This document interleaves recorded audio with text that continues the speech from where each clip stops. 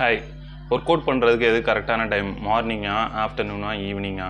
Work out முன்னாடி என்ன எடுத்துக்கலாம்? காலையில் எம்டி ஸ்டொமக்கில் ஒர்க் அவுட் போடுறது சரிதானு சொல்லி இந்த வீடியோவில் பார்க்கலாம்.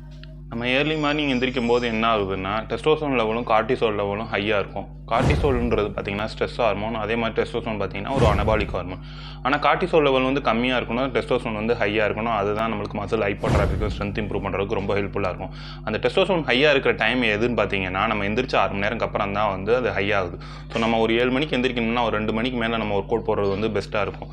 அதே மாதிரி பார்த்தீங்கன்னா அந்த 2 மணிக்கு ஒர்க் அவுட் போடுறது வந்து பார்த்தீங்கன்னா நம்ம நல்லா சாப்பிட்ருப்போம். அதனால வந்து அந்த டைமில் பண்ணுறது வந்து பெட்டர் ஸ்ட்ரென்த் இம்ப்ரூவ் பண்ணுறதுக்கு ஹெல்ப்ஃபுல்லாக இருக்கும். அதே மாதிரி பார்த்தீங்கன்னா மசில் இம்ப்ரூவ் பண்ணுறதுக்கு ரொம்ப உதவியாக இருக்கும். நம்ம 8 மணி நேரம் தூக்கத்துக்கு அப்புறம் நம்ம பாடியில் என்ன ஆகுதுன்னா கிளைகோஜன் லெவல் குறைய ஆரம்பிச்சிருது. ஏன்னா நம்ம 8 மணி நேரம் சாப்பிடாதனால நம்ம பாடியில் உள்ள கிளைகோஜன் லெவல் குறைய ஆரம்பிச்சிருது.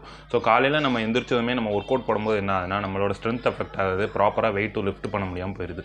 ஸோ ஏர்லி மார்னிங் நம்ம எந்திரிச்சதுமே ஒரு ஒர்க் அவுட் போடுறதுக்கு ஒரு 1 ஹவருக்கு முன்னாடி அட்லீஸ்ட் ஒரு 20 கிராம் கார்பால்ஸ் எடுக்க பாருங்கள். அது வந்து நம்ம குளுக்கோஸாக கூட எடுத்துக்கலாம், குளுக்கோஸ் பவுடர் குளுக்கோஸ் பவுடராக கூட எடுத்துக்கலாம். இல்லாட்டினா பார்த்தீங்கன்னா எந்த ஃப்ரூட்ஸ் வேணாலும் நீங்கள் அட்லீஸ்ட் ஒரு 20 கிராம் கார்ப்ஸ் இருக்கிற மாதிரி எடுத்துக்கலாம். இல்லாட்டினா ஒரு கப் ஆஃப் மில்க் கூட எடுத்துக்கலாம். அந்த 20 கிராம் கார்ப்ஸோடு சேர்த்து பார்த்தீங்கன்னா நீங்கள் ப்ரீ ஒர்க் அவுட்னு சொல்லி ஒரு 200 mgலேருந்து 350 mg வந்து கெஃபைன் எடுத்துக்கிட்டிங்கன்னா பெட்டராக வந்து நீங்கள் ஆஃப்டர்நூன் என்ன வந்து ஸ்ட்ரென்த் இம்ப்ரூவ் பண்ணணும்னு நினைக்கிறீங்களோ அது ஏர்லி மார்னிங்கே நீங்கள் ஃபீல் பண்ணுவீங்க. ஸோ கெஃபைன் வந்து ஏர்லி மார்னிங் நீங்கள் ஒர்க் அவுட்டுக்கு ஒரு 1 ஹவருக்கு முன்னாடி எடுக்கிறது வந்து பெட்டராக வந்து பெர்ஃபார்ம் பண்ண உதவும்.